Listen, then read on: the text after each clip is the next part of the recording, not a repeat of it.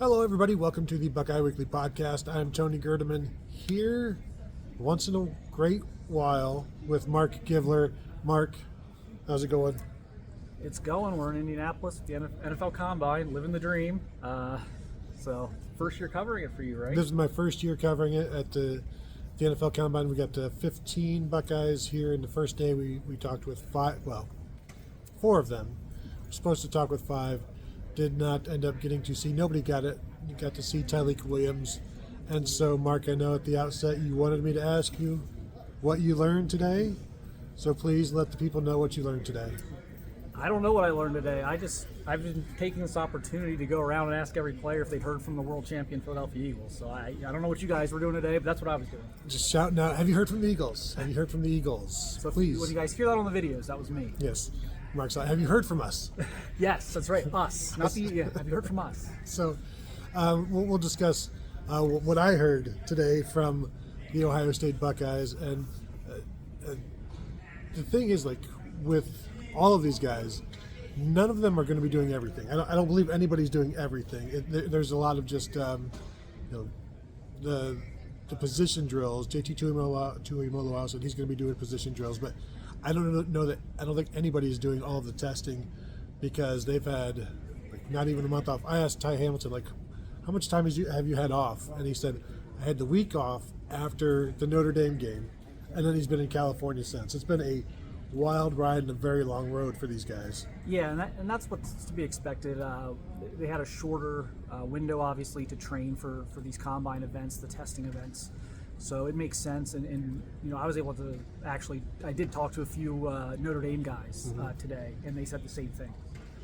They're ranging from not working out to doing position drills, but I don't think any of those guys are testing either. Howard Cross was at the podium, and he was talking about the short turnaround for the playoff teams, especially them in Ohio State. So that's not a uniquely Ohio State thing. It's kind of the final three or final four teams, final two rounds, whatever you want to put it, are all kind of taking this extra time and buying some time for the pro days. And the thing is, the NFL understands this. Like, they're completely aware, and they get it that you've had essentially a month to get ready for this, so you're not going to be at your peak. And they've got another month, almost a month exactly. I believe the Ohio State Pro Day is the 26th or the 27th, depending on who you talk to. I've gotten two different dates, but they've got another month to get going. And so let's talk about what what a lot of these players said. And the thing with events like this, the Ohio State beat is, sure, we're asking about the players themselves here and there, but it's also mostly about everybody that still is back in Columbus and that will return to the Ohio State team in 2025. And the thing is also, Marc, you might be surprised, the Michigan game came up for every player. Hey, what's that like? Are you over it? And it was, from talking to these players, I asked them what was the most pivotal point in the season, and they all said that game. Yeah, it was clearly a all hands on deck type of moment there. The world famous now meeting with Ryan Day and the players, and so a huge motivating factor. And a lot of people, if you don't cover the team from a day-to-day basis like we do, maybe haven't talked to these guys in a while or ever, and so they're going to field all sorts of questions that maybe they've felt they were done answering, but it was definitely a pivotal moment in the season. Yeah. Oh, that old thing, that thing again. We're going to be talking about that. I asked Ty Hamilton. I think I asked Ty Hamilton about, did your opinion of Ryan Day change, or did anything change after that meeting? Maybe it's Cody Simon, one of those two, where you love this guy, your head coach. You would run through a wall for him. And then also he is taking the brunt in that meeting. It's just him. It's like, it's not him versus the team, but it kind of is. Yeah. Because they're all telling it like it is. And feedback was like, this is the kind of guy that listens, takes it all in, didn't fight back. And the respect that they have for him grew from that meeting, and they all banded together and did what they needed to do. I think there's a recruiting angle to this. Mm-hmm. I think when when recruits come in and they get alone with the players and they say, what's Ryan Day really like, that story is going to be something that is talked about a lot this spring. When these visitors come in, a lot of them will come in and stay overnight and they'll hang out with players. And I think this is going to be something that only helps Ryan Day and his reputation, his ability to acquire talent, and his ability to keep a locker room together. And one of the things that JT Tuimoloau said is that you can't call yourself a brotherhood if you can't handle some adversity, and they certainly handled it and made the most of it. On the field with those guys, with JT Tuimoloau and even the entire defensive line in the CFP, he was asked, why were you so good, you specifically, so good in the playoffs? And he said that they just played with, it was about letting everything go. And it wasn't just him. And then Jack Sawyer chimed in with the same question and said that they just played more free and they had more freedom. And it's just interesting that we all saw how well they played, and everything came together. And people have different reasons for why it did, but clearly they were just more physical, I think, is what the other the other refrain that keeps coming from this team is that they were just more physical than everybody they played. Yeah, I mean, they were. And it was interesting talking to some other players, some opponents. I was able to talk to like Vernon Broughton from Texas. He was very complimentary of the Ohio State offensive line, how physical they played, and talked to some guys at Notre Dame. Kind of said the same thing. Oregon, Derek Harmon said that Donovan Jackson was the best offensive lineman he played against. So yeah, that was noticed. Not just obviously Ohio State players and coaches know this, but this was noticed by other teams that faced them in the playoffs. That they played a physical, fast, aggressive style of football. One of the names that kept coming up today is Edric Houston. You've been on this guy longer than I think anybody in terms of what he's going to be. I saw him early, so yeah. And so one of the questions, whether it's talking to Jack Sawyer, JT Tuimoloau, or the defensive tackles, was just what can he become? And JT Tuimoloau said it's going to be scary when he puts it all together. Jack Sawyer said he can be as good as anybody in the country. He's strong. And the defensive tackle, we wanted to talk to Tyleik Williams about him as well because that was his backup. But Ty Hamilton just said, the way he attacked when he made that move from defensive end to defensive tackle, he wanted to do whatever he could to help the team. But then once he moved there, he attacked that position. And they already talked about him as if he is the starter. The 4 starting defensive linemen for this year are known, and he's one of them. I could see him kind of being the Marvin Harrison of the defense, as far as Marvin Harrison had that huge breakout game late in the season, and kind of that catapulted him into this sophomore year, to remember, and All-American type thing. I could see Edric Houston in a similar career path of didn't see much of him the first 8 or 9 games. All of a sudden he's out there in the playoffs. He has some big plays, and then all of a sudden his sophomore year just launches. It is pretty crazy, and maybe some of it is because of the depth. Although Jason Moore's name was mentioned by I think JT Tuimoloau, but to come in as a defensive end, a bigger defensive end, and then to make the move, and I can't remember exactly when he made it. Was it week 4, week 6, somewhere, something like that? And then to be the backup defensive tackle, essentially that week. Yes. As soon as he moves, okay, you're number 2. That's incredible to me. Yes. So I think the sky certainly is the limit, and he is maybe the prototypical Larry Johnson 3-tech. Big defensive end. We're going to move you inside, and here you go, Draymond Jones 2.0. Yeah, and the scary thing is he's going to be bigger than Draymond. Draymond kind of famously had to really work hard to put on the weight to get even to 280. Was a chore for him. Edric's got a bigger frame, I think, bigger build, and so I think he's going to be able to even add that weight and strength even easier than Draymond Jones. Very naturally. But that's a great comparison, and that was kind of the same thing in high school. Was they were almost identical scouting reports, except that Edric was a little bit more productive, a little more explosive, but the scouting reports were similar. It was, can he play defensive end? Well, he can, but let's see how hard it is for him to keep the weight where it needs to be to play defensive end. And with Edric, it was obviously, I think it was even more difficult than it was with Draymond to kind of stay in that 265 range. Well, and I remember, and I've said this on the show before, but I think it was Draymond Jones came in with an injury, so they weren't exactly sure what was going to happen. I was running into Larry Johnson somewhere at the WAC. I'm like it was his freshman year. I'm like, so what is Draymond Jones going to be? He's like, I don't know. We'll find out once he's healthy, and we'll see what he looks like as a red shirt or just as he continues to grow. Because it was like, yes, he could be a pretty darn good defensive end, but just felt like that was going to be his ultimate fit. And I think unless Ohio State suddenly goes to a 3-4 at some point, and then Edric Houston becomes a 3-4 defensive end, which I think he could also do. They're very confident in him, and we'll get to Kayden McDonald in a little bit. I want to spend a little bit of time on Jack Sawyer himself, because he was asked for his best trait. He said toughness and physicality. He was asked for his most underrated trait. He said his pass rushing, which that's what the defensive ends are supposed to do, and that was what he was always supposed to be the guy doing. But he was never Chase Young. But in the most random times, he is the best pass rusher in the nation. Like whether it was the Missouri game 2 years ago or the playoffs this year, him and JT Tuimoloau are fantastic. But do you agree with that? That it's his most underrated trait? Because I think his potential at the next level is that, as a pass rusher, is it higher than it was in college? Yeah, like I was even having a discussion about this. This was before, I want to say this was maybe after the Tennessee game.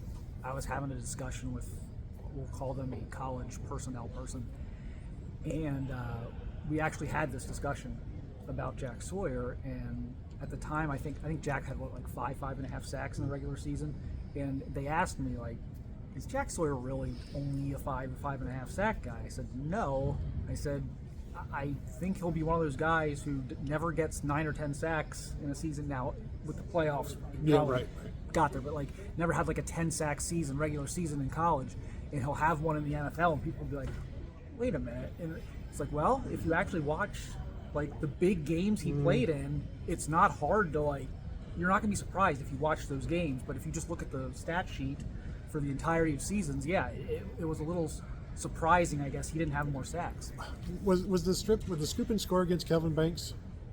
I can't remember. Is he Banks at left tackle or right tackle? I think he was at left. Okay, but he's had good moments against really good tackles throughout his career, and it'll be interesting to watch. I'm fascinated. He finished with one career sack less than JT Tuimoloau, who coming into this year was bar none like a first-round pick, but maybe has dropped some. Jack Sawyer's maybe risen some, so it'll be interesting to see where they go. They are sad that they will likely not be on the same team for the first time ever. Jack Sawyer also is like, I'm willing to go play somewhere other than a football team in Ohio. Like, I can leave the state, so that he will have that to look forward to. Another guy that I want to talk about that several people have talked about is Sonny Styles, because I asked Jack, what can Sonny Styles be in year 2 as a linebacker, full-time linebacker? And it's crazy that this is going to be a senior year, and this will just be his second full year at the position, and he's no longer learning it. He knows it. And the fact, and what Jack said, he's just an athletic freak. He's going to be great. Talked with Cody Simon, and like all of the feedback is just how smart he is. Everybody knows how athletic he is, but he started the season opener at middle linebacker. I don't know if people remember that because Cody Simon was hurt. So it was Sonny Styles with the green dot, and first full game at linebacker after playing nickel and then Sam, here and there, even Sam as a freshman. But the expectations, I know there are people, some fans who like see some missed tackles in his first year as a linebacker and like, oh, Sonny, rah. But you look at the numbers that he has put up, the tackles for loss and his ability to rush the passer, which I know you like. I'm expecting some big things from Sonny this year. Yeah, I think they will because they started too later in the year. I just hope they turn him loose. Yeah. Do I think he can't? It's not like he's not a good linebacker. He is, and it's not like he can't read and react. He can.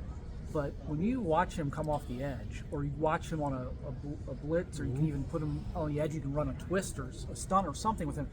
When you watch him do these things, it's like, oh my goodness, that's like Von Miller.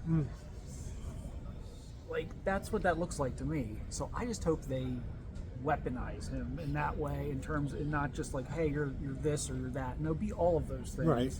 And now that he's been in the program this long, you would think he's comfortable doing a lot of different things. Well, and Matt Patricia coming from the Bill Belichick style, where they find things like, what do you do really well, and you may only do these couple of things, but they're going to let you do those, and it'll be interesting, the push and pull of, he does this really well. It's like, yeah, but we need him as the will. Yeah, but he does this really well. And we also have, like, Peyton Pierce was a guy that people talked that Cody Simon was very high on, and so like they're deeper at linebacker, deep enough perhaps that they can moonlight Sonny on the line of scrimmage. And again, as they get more multiple and they have some odd fronts that suddenly become an even front with Sonny, like there are a lot of things you could do. And they did that, Matt Patricia and Bill Belichick, they did that with Kyle Van Noy for a while. So similar builds. I mean, Sonny's a better athlete. Right. He'll run better than Kyle Van Noy did. But like that's kind of some proof of concept there in terms of what they've done. And so it'll be interesting to see if he sees Sonny that way. Versus what they've been using him as, but we saw him down the stretch again, blitzing, lining up on the edge. Michael Pettit put a clip on Twitter from the playoff run where he lined up on the edge. He just dipped his inside shoulder and like flew right past for a sack. I forget which game that was. Might have been Texas. And we're talking about this, and people are like, "Yeah, the Texas game. Sure, he had 3 tackles for loss and like 2 sacks, but the 2 touchdowns that he gave up, or the one." The wheel route, and I remember asking Sonny about this at some point, like before the playoffs or after that game and before the national championship game maybe, and he's like, my job on that one is initially to go inside to make sure that that's covered, and then to get back outside to cover a wheel route on Jaden Blue. Like, you're not going to cover any Texas running back on a wheel route after taking what aren't necessarily false steps, but like first steps inside, and then you got to like, no. Yeah, that's not going to happen. If any human could do it, it's probably him. But that's not a reasonable expectation for anybody. No, here's a reasonable expectation that Cody Simon has. He was asked as a Block O alumnus, who do you think should wear the Block O this year? He said Sonny. Local kid, great player, great person. Has moved around, done whatever the team has asked for. It makes sense to me. So I wouldn't be shocked. I wonder how much say the Block O person has in the next Block O. Passing it down. I get one vote. Like every Heisman winner gets a vote. I'll have to shoot my guy Jonathan Cooper a message on that. Like, hey, how much weight did you carry in passing down the? Are you allowed to share your vote? Like, can you tell us who you're voting for? But I do have big expectations for Sonny wherever they go. And even Jim Knowles is now gone, but the way he would talk about him, how, I don't know if it was last spring or the spring before, he's like, just talking like a mad scientist, like, yes, this spring I get to experiment with Sonny Styles and what they came up with. And then he comes out as a nickel, and you're like, how is this guy playing nickel? Yeah. And it wasn't that bad. Another guy that people are talking about is Arvell Reese. And Cody Simon, again, we talked about how the defensive line seems set, the way people are talking. And Cody Simon was asked, so, what do you see happening behind you? And he's like, Arvell Reese is gonna get it. And people don't know yet. And he said, like, he closes out better than anybody's ever seen. Like, the way he gets to the ball. And we've seen that in a few instances this past season where he should not be able to move like that at 6'4", 240 pounds. And so I asked him, like, how surprised were you that he was able to go from, remember, he moved to defensive end as a true freshman, like, right away, and then got hurt. So this was his first year playing linebacker full time, and he was behind Gabe Powers to start, who was a year older. And he flew past Gabe Powers, and Gabe Powers took a left at the transfer portal late in the season because of it. But, like, how surprised were you that he did so well? And then he's not just the backup middle linebacker. He's in the games. He's rotating. He's getting in there. He's the third linebacker in the 4-3 sets. He's like, so I was like, how surprised? And he's like, very surprised. Well, I don't want to say very surprised because I know he's a good player, But he was pretty surprised at how well he picked it up, and also he has complete confidence that he's just going to pick up right where he himself left off. I mean, he's had a nose for the ball since high school. I was so impressed with him at Glenville coming out of high school.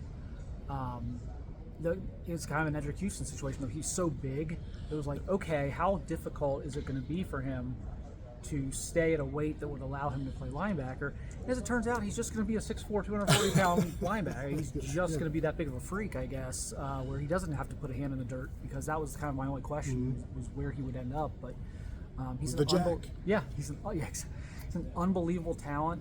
Again, he was one of my favorite players in that recruiting class coming out of high school. And I'm surprised how quickly it was able to click for him, given how his freshman year went, as you said. But am I surprised that we're sitting here in year 3 talking about him being an impact player in this program? No. Yeah, because he did not play any defensive snaps as a true freshman. He was special teams. He was out for a while. I believe got maybe a concussion on a kickoff coverage, something like that. So he was out for a while, and then back on special teams. But his first time getting snaps on defense in a game was last year. And boy, he really made a mark pretty immediately. And just watching him, and the confidence that people have in him is the same level of confidence that people had in Cody last year, like last year, 2023, when you're talking to Jim Knowles or James Laurinaitis or Tommy Eichenberg, like, what kind of condition are you leaving this room in? And like, Cody's going to be fine. Don't worry about Cody. And he showed that, and that's kind of the same feedback that Cody's given. And I asked him about how much responsibility do you take in leaving the next guy prepared. He's like, Tommy did it for me, so I had to do it for Arvell. And so I am expecting him to be, those two linebackers should be pretty darn good for the Buckeyes this year. And they'll have some really good young players behind them too. That position group went from just a nightmare, an absolute nightmare. And now, this past year, I thought it was a real strength of one of the real strengths of the team, just the depth they were able to have at that position. And I think it's going to be an even deeper room this year, because a lot of those young guys will have more experience, and then I think they're getting 2 impact true freshmen. Plus, nothing against Eli Lee, who's also a very good player, but I think they're getting 2 guys who are going to play early, in TJ Alford and Riley Pettyjohn. So credit James Laurinaitis and Ryan Day and everyone else involved in the recruiting of these guys, because that's the other thing. A lot of them, or just about all of them, I think. Okay, well, they're all high school recruits. They weren't. Right. They weren't portal guys. None of these guys were portal guys. So they've been able to do that kind of organically. Mm-hmm. And Cody Simon, as I said earlier, mentioned Peyton Pierce and how advanced he is, and like, don't forget about him. And Peyton Pierce, when I talked to him at one of the bowl games, he expects to move to middle linebacker. He played Will last year, expects to move to middle linebacker, which kind of puts him in the Arvell Reese seat now from last year. Now, it could also put him in the Gabe Power seat if somebody else, moves past him. So, but he is starting out probably the backup middle linebacker as a true sophomore, and we've seen it in 2022, 2023, 2024. That third linebacker will play a lot. Cody Simon played a lot those 2 years where he wasn't starting, and then Arvell Reese played a lot. So there is a job opening for somebody, whether it's Peyton Pierce, whether it's TJ Alford, whether it's Riley Pettyjohn. Like, there's something out there. Yeah, and to your point on that. And Garrett Stover, Yes, Garrett Stover, 1,000%. Can't overlook him either. But to that point, there may be even more snaps available for linebackers 3 and 4, depending how Matt Patricia utilizes Sonny Styles. Because if Sonny Styles plays a little closer to the line of scrimmage, they use him in more of a pass rusher role, or at least part-time in a pass rusher role. That's even more snaps for those guys to get in linebacker. We're talking about linebacker and snaps for linebackers on the defensive line. What do you think happens with CJ Hicks this year? Because I was trying to ask in a good way, but I couldn't come up with it, like asking JT Tuimoloau or Jack Sawyer about moving CJ Hicks down. And it's like, well, I'm not around the program anymore, so I wouldn't know. But, like, what do you see? Because I know he wants to play. He wants to rush the passer. Mm-hmm. And to hear James Laurinaitis talk about his linebacker recruits that are able to read and react and things that CJ Hicks has struggled with. Yes. I don't know that there's a spot for him at linebacker if he is big enough to do the edge stuff. Right. It's interesting. I think he is going to be. I really think his future is in the hands of Matt Patricia at this point, and what Matt Patricia sees there. It would have been very easy, I think, if Jim Knowles was still here, to just say, "Well, he's just going to take Mitchell Melton's spot and kind of be their quick, undersized edge rusher, situational pass rusher." I thought Melton should have played more, but who are you going to take off the field? Right, exactly. And so, with Knowles gone, it's a new set of eyes. It's a fresh set of eyes. I'll go back to one of my things I talk about a lot on the recruiting end is how different guys view different players. Different, like two very good defensive coordinators can look at the same player and see very different things. And Ohio State's a great example of that. It's been a rite of passage at Ohio State for a new either DB's coach or a new defensive coordinator to make a horrendous decision at safety. Like Malik Hooker couldn't get on the field until that 1 year. I think that was Schiano. I think came in. 2015. Schiano came in and was like, yes, because it was Schiano in for Ash, and he didn't play under Ash. And Schiano came in and said, "How in the world did Malik Hooker not play on this team last year?" And then Schiano fell into that too, because he played Marcus Hooker too long. Yeah. And it was like, how in the world were these young guys not playing more in the secondary?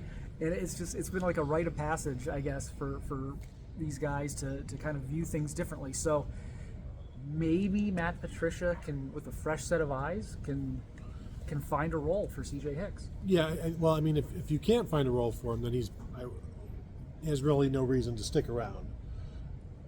I would think that's a discussion. I would think there's very serious discussions right now happening with Matt Patricia and CJ Hicks that will go throughout the spring, and then there will have to be some type of meeting very quickly after the spring game or the spring showcase. I'm sorry. Yeah. Thank you. That would kind of be like, hey, look, I don't know how this, I can't promise you any playing time, or maybe it goes the other way and says, hey, we got a role for you, and this is it. I know when we hopefully will be there for the first day of spring practice, like last year, the first thing I was looking for was Sonny Styles at linebacker, and found him. And then the first thing I'll be looking for is CJ Hicks. Where is he? And then, practice 7 when we're back, where is he? And see this progression. But as a complete aside, you mentioned Greg Schiano. If you ever want to hear somebody gush about somebody's ability to play football, talk to Greg Schiano about Malik Hooker and the ground that he can cover, because he was awed by him and would always be afraid to compare others to him because of his ability to do those things. Yep. Cody Simon was asked about Michigan, as everybody was, and he said it's just finding that. He's talking about the next year's team beating Michigan. So it's just finding that edge. They need to find that edge to get a win. We weren't able to do it, but there's always a chance next year. And I just wanted to throw that quote in. We don't need to address it. We've talked about it enough. But the idea that they couldn't find that edge, and it's well, maybe they just couldn't find the right game plan. Yeah, I think when the players talk like that, I think that's being generous and being professionals and not throwing their coaching staff under the bus. They already did that in the team meeting. Right, Yeah. Exactly. Because that was to me an all-time puzzling offensive game plan. I watched Jack Sawyer leave it on the field, Cody Simon leave it on the field. I didn't see a lack of an edge in that game. Well, and I guess both Mason Graham and Kenneth Grant, the Michigan defensive tackles, were asked to whatever your best traits are. They both said watch the Ohio State tape. So just one last shot. And so talking with Ty Hamilton, he mentioned, somebody asked him about losing to Michigan, and he said that his brother Devon Hamilton never lost to Michigan, so he has all of the bragging rights at the dinner table. And the last thing, he expects Kayden McDonald to be that guy. So the defensive line, Caden Curry, Kenyatta Jackson, I think Ty Hamilton saying some really good things about Kenyatta Jackson. So keep an eye on that. And of course, Edric Houston and Kayden McDonald. That is your starting 4. The way the past 4 guys were talking about it, and they all won't be here next year, but they'll eventually all four get here. And then the last thing for me is that JT Tuimoloau said Buckeyes will have 15 more here next year. That's not true. I went and counted it up with the most optimistic glasses you could wear, and I was maybe 12 or 13, and that's with all of the juniors turning pro, and so it's not going to be the same. But your overall thoughts on anything? No, yeah, like I think people are going to have to maybe be a little more patient with next year's team coming out of the gates, but the talent, the depth of talent at Ohio State has never been better. Like we've talked about, we're talking about like the Jim Tressel era and how, like, if one or two things went wrong every year, the margin was so thin between winning the Big Ten and losing a few games.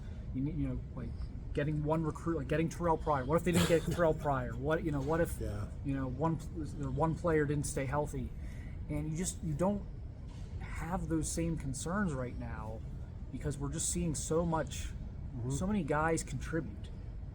I mean, how many guys, even on a veteran team like last year, there were so many guys from their twos that contributed, that made big, like Brandon Innes and Arvell Reese and Jermaine Matthews, and there's so many guys. We could do this all day with names that would come at Kayden McDonald. Like there were so many guys that weren't in the starting lineup last year that were able to make game-changing types of plays, and so I think the talent drop-off is not going to be what maybe people would think when you look at the amount of players who are here this week at the NFL Combine.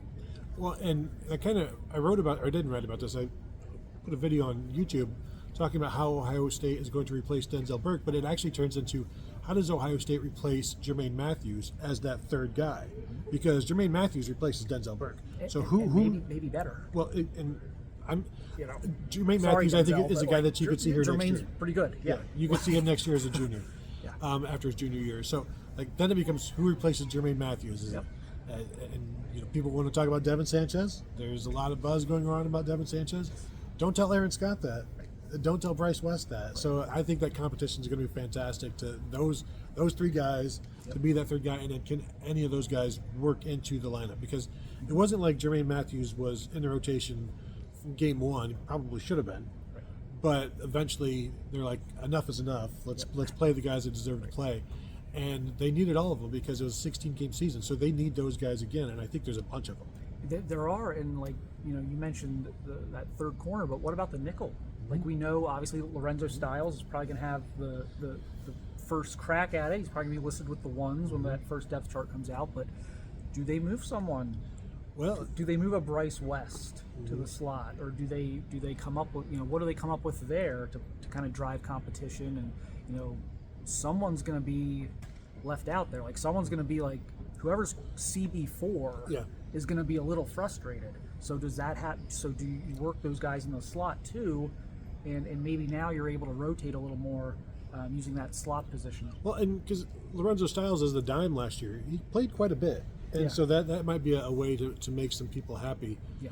But in Bryce West was talked in recruiting. They talked to him about playing nickel. So this is not something that would catch him off guard. And remember, Jermaine Matthews spent all spring last year at nickel. Now I'm expecting him to stay outside, but that was an interesting little side quest that they put him on last year. But I think that'll do it. If you're watching on YouTube, please go ahead and give us hit the thumbs up. We will have more from the Combine. Believe me, there's no reason not to. Tomorrow is it? And I should know this because I'm going to be here. I should too, because I'm going to be here. It's the offensive line is the fourth day. I know that, and I can't remember if it's running backs, receivers, and no, I think tomorrow it's defensive backs. And do we get quarterbacks tomorrow too? And maybe quarterbacks. So, but hey, that's why I'm you got to to be asking them all if they've heard from the Philadelphia Eagles. So it doesn't really matter which position we're talking about. Will, when you talk to Will Howard, have you heard from the Philadelphia Eagles? They need a quarterback. I'm tired of this Hurts guy. But again, and then also if you're listening on a podcast platform of your choice, appreciate a 5-star rating and review. And of course, you can find us at BuckeyeHuddle.com. As always, $4.99 for the first month. Sign up now. Check us out there on the Buckeye Huddle message board presented by Jeff Ruby's Columbus, where we're talking about this, the upcoming season, recruiting, and everything in between. So thank you all for tuning in, and we will talk to you guys later.